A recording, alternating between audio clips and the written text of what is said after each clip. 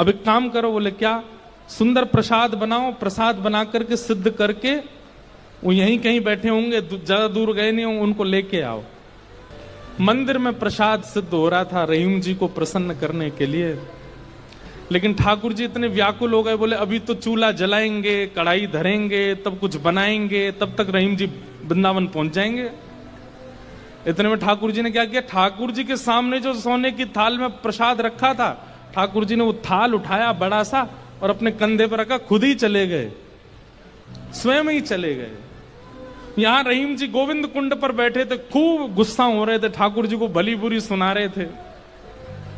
लेकिन जैसे ही देखा गिरिराज पर्वत से उतरते हुए श्याम सुंदर आ रहे हैं, और झांकी कैसी है, कटिकाचनी पहनी है, मोरपिच पहना है, जो स्वरूप ठाकुर जी का ऐसा रहता है, हाथ में वंशी लेकर के, और ठाकुर जी यहाँ कंधे पर विशाल थाल लेकर के ऐसे उसको संभालते हुए ठाकुर जी आ रहे हैं।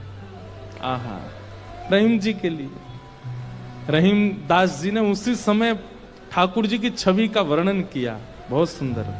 क्या वर्णन करते हैं, कैसे लग रहे हैं श्याम सुंदर। आहा, काछे काछिनी कलित मुरली कर, पीत पिछोरी साल की, बंक तिलक के सर को कीन्हो, दुति मानो विदुबाल की।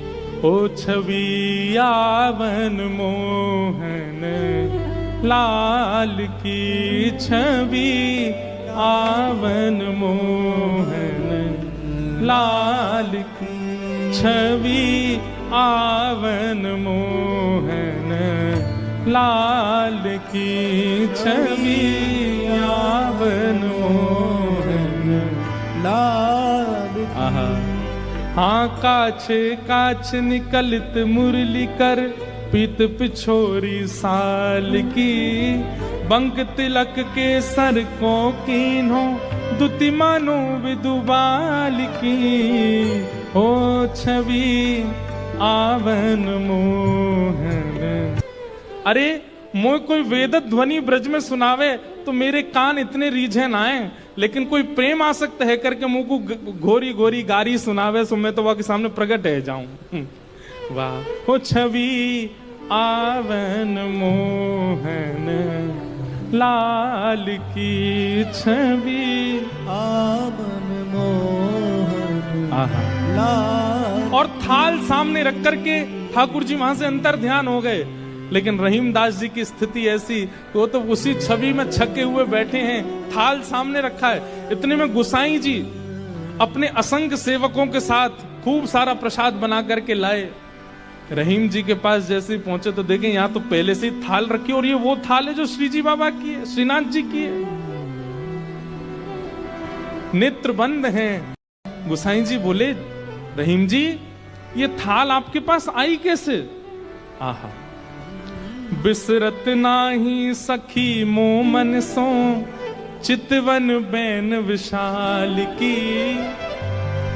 बैन मतलब, बैन कहीं कहीं ये अधर का जो अंतिम छोड़ होता है, इसको बैन कहते हैं।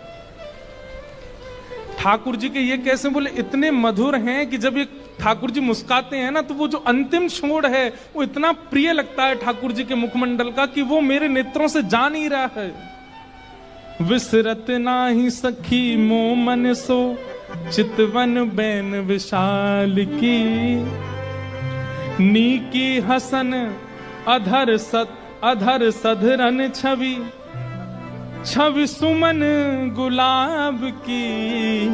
ओ छवि आवन मोहन लाल की, छवि आवन मोहन लाल की। और जल सो डार दियो पुत्रिन पे डोलन मुक्ता माल की। जल सो डार दियो पुत्रिन पे डोलन मुक्ता माल।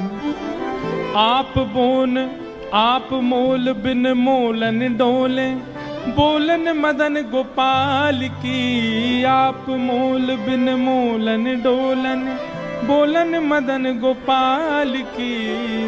हे छवि आवन मोहन लाल लाल की छवि, आमन मोहन लाल की। आहा। आप मोल बिन मोलन डोलन, बोलन मदन गोपाल की।